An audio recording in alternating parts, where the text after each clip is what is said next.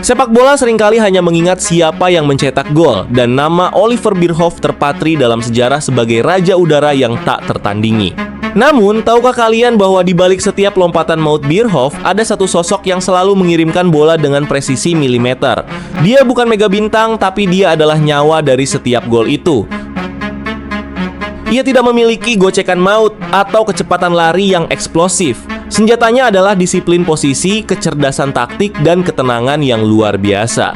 Dan dia adalah Thomas Helveg, sang pelayan setia yang membuat dunia bertekuk lutut pada sundulan Bierhoff.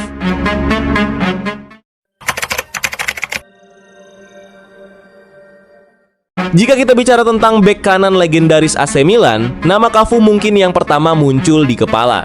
Atau jika bicara tentang legenda Denmark, kita akan langsung ingat duo Laudrup.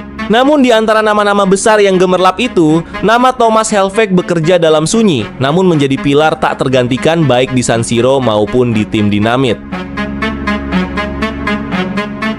Lahir di Odense, Helveg memulai karirnya di klub lokal Odense Bold Club di Divisi 1 Denmark. Ketika OB bermain melawan Arsenal di turnamen Piala Winners' Cup 1993-94, Helveg pun ditugaskan untuk menjaga striker internasional Inggris Ian Wright, di mana penampilannya di pertandingan itu mendapatkan pujian banyak orang. Bakatnya menonjol sebagai bek yang taktis, sehingga membawanya ke radar klub-klub Eropa. Namun, takdir membawanya ke Udinese pada tahun 1993 dengan status pinjaman, sebuah keputusan yang akan mengubah jalan hidupnya. Sayangnya, ia bergabung dengan Udinese yang sedang berjuang menghindari degradasi. Melakukan debutnya di Udinese dalam pertandingan imbang 0-0 melawan Atalanta pada 28 November 1993 dan bermain 22 pertandingan serta mencetak 2 gol di musim pertamanya di klub tersebut.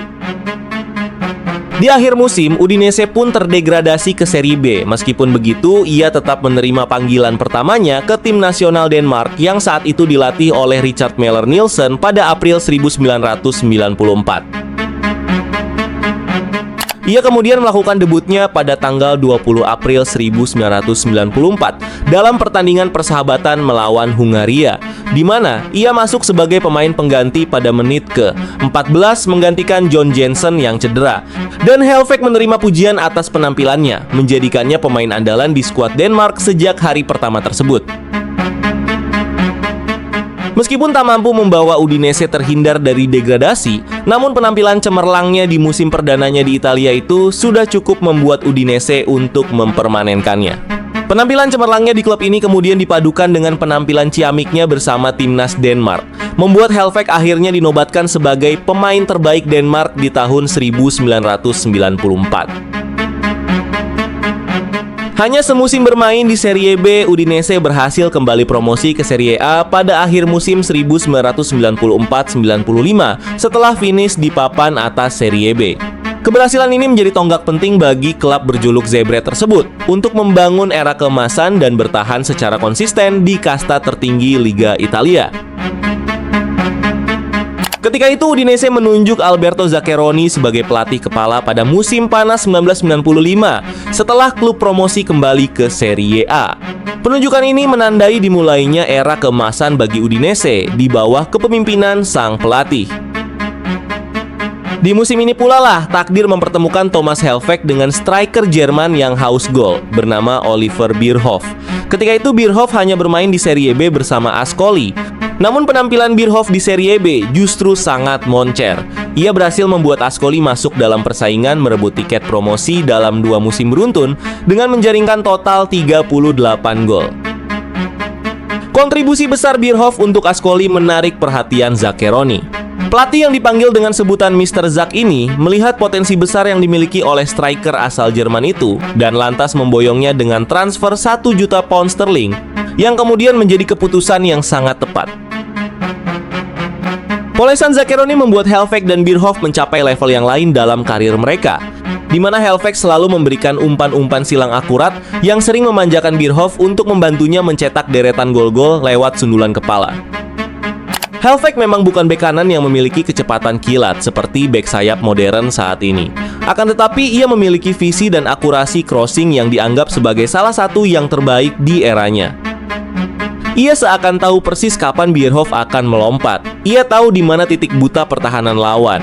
Setiap umpan silang Hellvik adalah sebuah undangan bagi Bierhoff untuk terbang. Tanpa Hellvik, mungkin Bierhoff hanyalah striker biasa. Namun bersama Hellvik, ia menjadi predator yang paling ditakuti di Italia. Hubungan mereka bukan sekadar rekan setim, melainkan sebuah simbiosis taktikal yang sempurna. Hellvik adalah penyedia, dan Bierhoff adalah eksekutornya. Di bawah asuhan Alberto Zaccheroni dan duet Hellvik-Bierhoff, Ivry Juliani pun tampil cukup apik sehingga finish di papan tengah klasemen.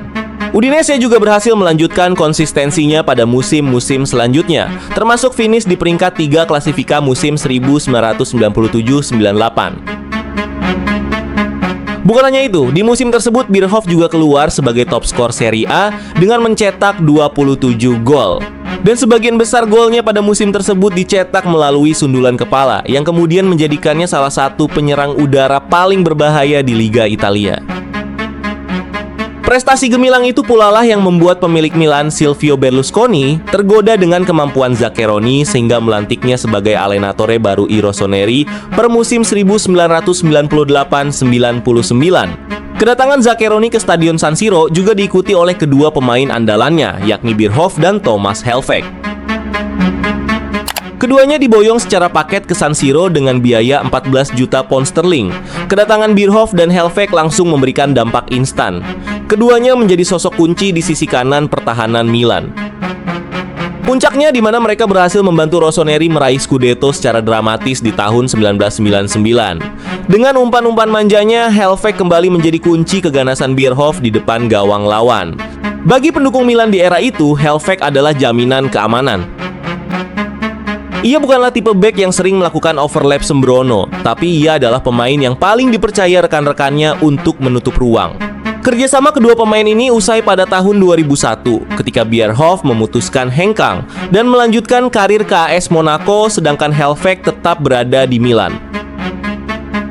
Selama 5 musim di San Siro, Hellvik mencatatkan lebih dari 100 penampilan dan tercatat berhasil memberikan trofi Serie A, Coppa Italia sampai Liga Champions Eropa pada tahun 2003, meski perannya mulai tergeser oleh kedatangan Cafu. Hellvik yang saat itu mulai menunjukkan penurunan performa, lantas putuskan hengkang ke Inter Milan, di mana dia kembali bergabung dengan Alberto Zaccheroni, yang pernah menjadi pelatihnya ketika di Udinese maupun AC Milan. Meski sempat kembali ke performa terbaiknya, Hellvik gagal mempersembahkan trofi untuk Inter Milan, hingga akhirnya ia memilih terbang ke Inggris untuk bergabung dengan Norwich City. Setelah malang melintang di Inter Milan, Norwich City hingga Borussia Mönchengladbach, Hellvik akhirnya pulang ke rumah ke Odense Bold Club untuk menutup karir panjangnya pada tahun 2010. Sejarah mungkin lebih sering menuliskan nama pencetak gol di papan skor. Namun bagi para pecinta taktik dan sejarah sepak bola, nama Thomas Hellvik akan selalu dikenang sebagai definisi dari pengabdian. Dia mengajarkan kita bahwa untuk menjadi besar, terkadang kita harus menjadi pelayan yang hebat bagi orang lain. Thomas Hellvik dan Oliver Bierhoff adalah bukti bahwa sepak bola adalah tentang koneksi, kepercayaan, dan satu umpan silang yang sempurna.